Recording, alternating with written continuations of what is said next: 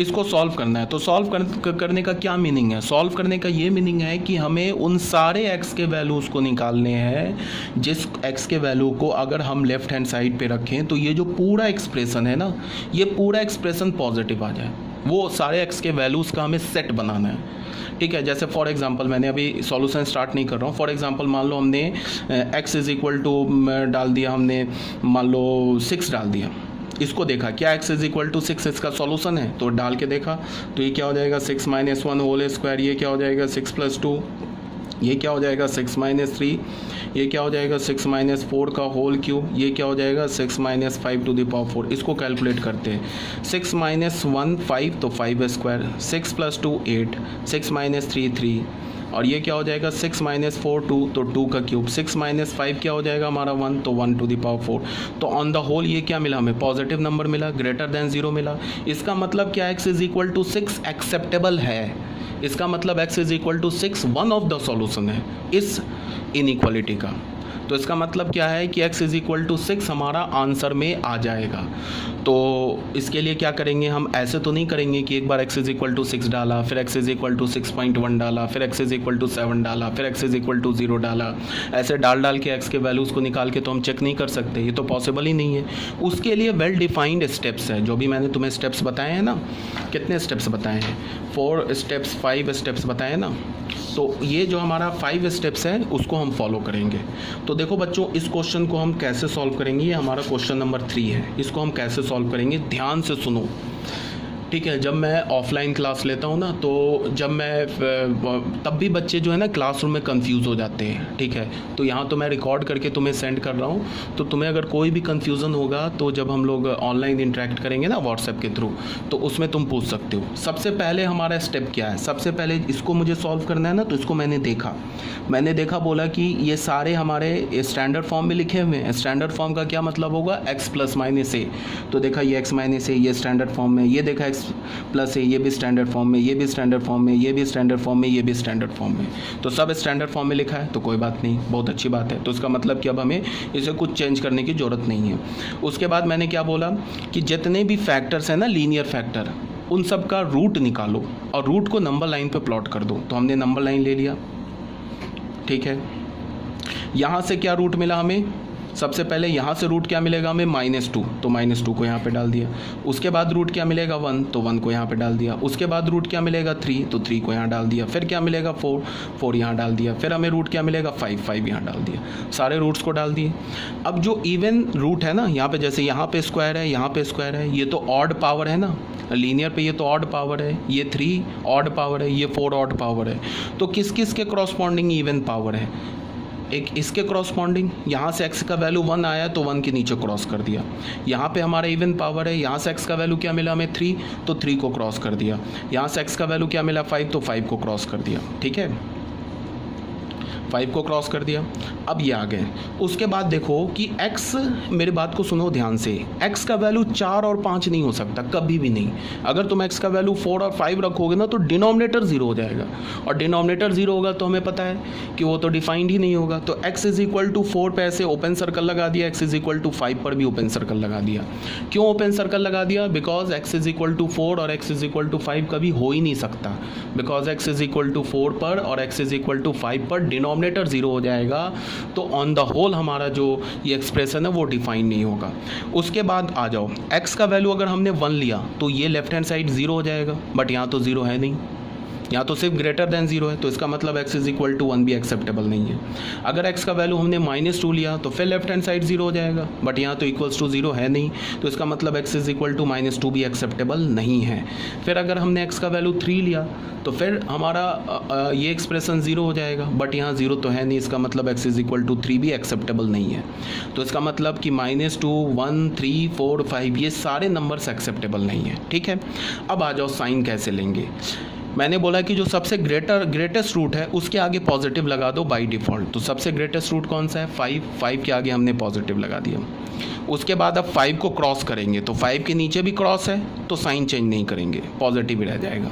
अब जब 4 को क्रॉस करेंगे तो 4 के नीचे क्रॉस तो नहीं है तो साइन चेंज कर देंगे, निगेटिव आ जाएगा। अब ये 3 पे आ गए, 3 के नीचे क्रॉस है तो साइन को चेंज नहीं करेंगे तो ये भी निगेटिव आ जाएगा। अब जब 1 को क्रॉस करेंगे तो 1 के नीचे तो क्रॉस है, फिर साइन चेंज नहीं होगा, ये निगेटिव आ जाएगा। फिर अब 2 को क्रॉस -2 को क्रॉस करेंगे तो -2 के नीचे क्रॉस नहीं है तो साइन चेंज हो जाएगा, ये पॉजिटिव आ जाएगा। ठीक है, ऐसे हमने लिख लिया।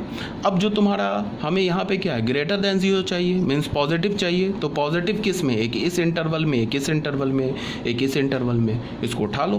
तो x क्या हो जाएगा? Belongs to -infinity, x belongs to -infinity to -2, ये ले लिया। यूनियन 4 to 5, एक ये ले लिया। यूनियन 5 to इन्फिनिटी ले लिया। तो ये हमारा फाइनल आंसर आ गया।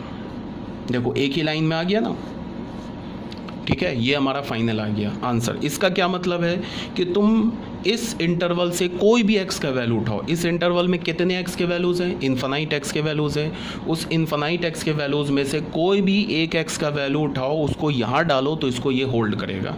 और इस इंटरवल को छोड़कर तुम कोई भी x का वैल्यू उठाओ और उसको यहाँ पुट करोगे तो इसको होल्ड नहीं करेगा। तो ये हमारा फाइनल आंसर है। तुम चेक करके देख सकते हो, कोई भी एक नंबर उठा लेना इस इंटरवल के बीच में और उसको तुम यहाँ सब्स्टिट्यूट करना, तो ये वाला जो हमारा एक्सप्रेशन है ना वो पॉजिटिव आ जाएगा।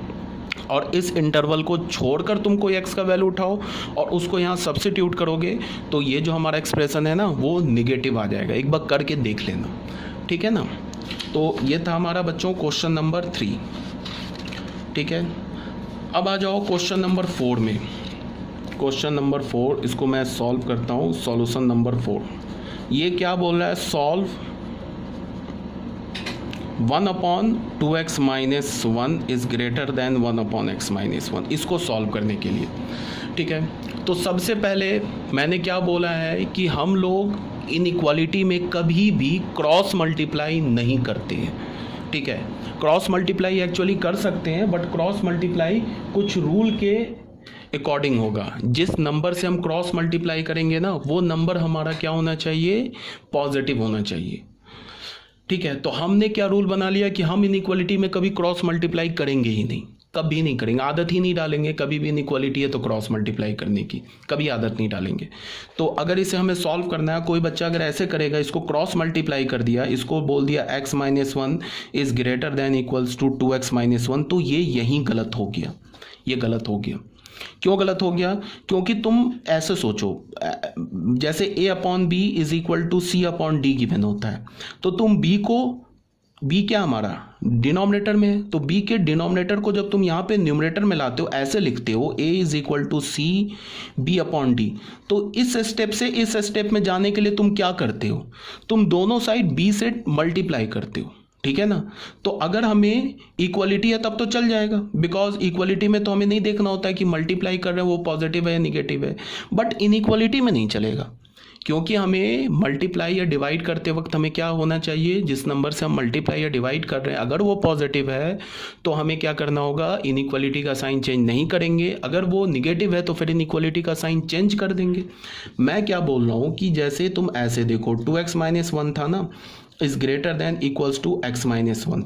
अगर मैं इसको ऐसे लिखता हूँ, 1/1 is greater then 2x - 1/x - 1, ऐसे लिखता हूँ, तो यहाँ से यहाँ तक जाने में हमने क्या कर दिया? यहाँ से यहाँ तक जाने में हमने दोनों साइड 2x - 1 से मल्टीप्लाई कर दिया, ठीक है। बट हमें पता नहीं है ना कि 2x - 1 पॉजिटिव है या निगेटिव है। 2x - 1 का वैल्यू तो पॉजिटिव भी हो सकता है, 2x - 1 का वैल्यू तो निगेटिव भी हो सकता है, और 2x - 1 का वैल्यू 0 भी हो सकता है। वो डिपेंड करेगा कि x का वैल्यू तुमने क्या लिया है।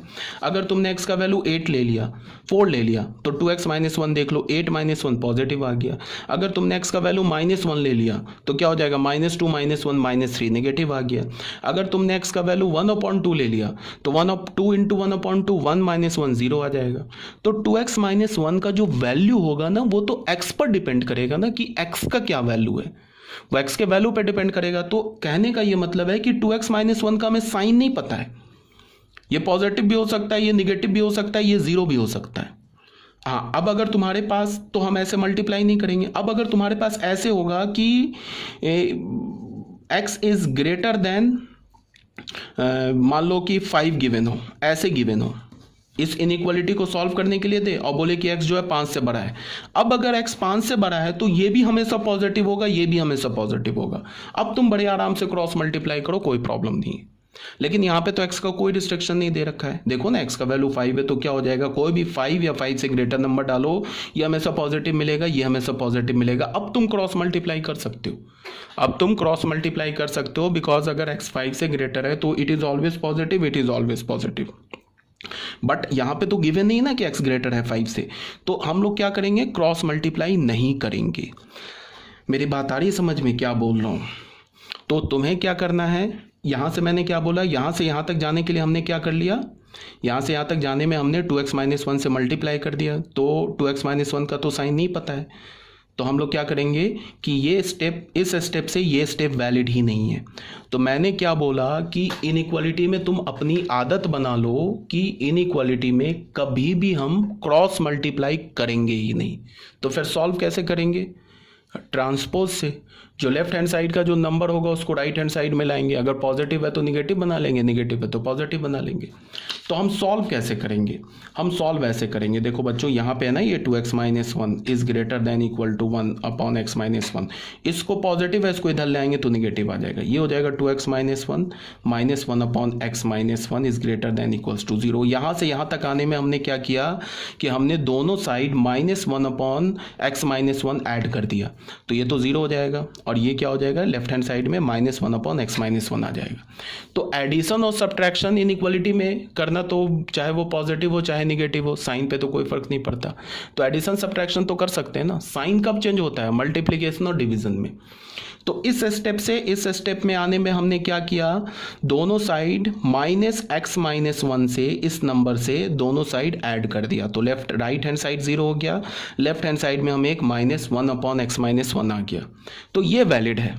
तो मैंने क्या बोला, इनइक्वालिटी में कभी क्रॉस मल्टीप्लाई नहीं करेंगे। तो फिर करेंगे क्या कि जो राइट हैंड साइड में है उसको सीधे तुम लेफ्ट हैंड साइड में ले आओ, अगर वो राइट हैंड साइड में पॉजिटिव है तो लेफ्ट हैंड साइड में आके नेगेटिव हो जाएगा, और अगर राइट हैंड साइड में नेगेटिव है तो लेफ्ट हैंड साइड में आके पॉजिटिव हो जाएगा। अब इसको फिर सॉल्व करेंगे, तो सॉल्व करने के लिए क्या करेंगे, एलसीएम ले लेंगे। तो एलसीएम हमारा क्या हो जाएगा, 2x - 1 और 2x - 1 हो गया, उसके बाद क्या हो जाएगा, ये 2x - 1 और यहाँ क्या हो जाएगा, x - 1, ये क्या होगा, x - 1 minus of 2x - 1 is greater then और इक्वल्स टू 0। ठीक है, तो अब इसको हमने खोला तो ये क्या हो गया, x - 1 - 2x + 1 upon 2x - 1 into x - 1 is greater then और इक्वल्स टू 0, ये हमें मिल गया।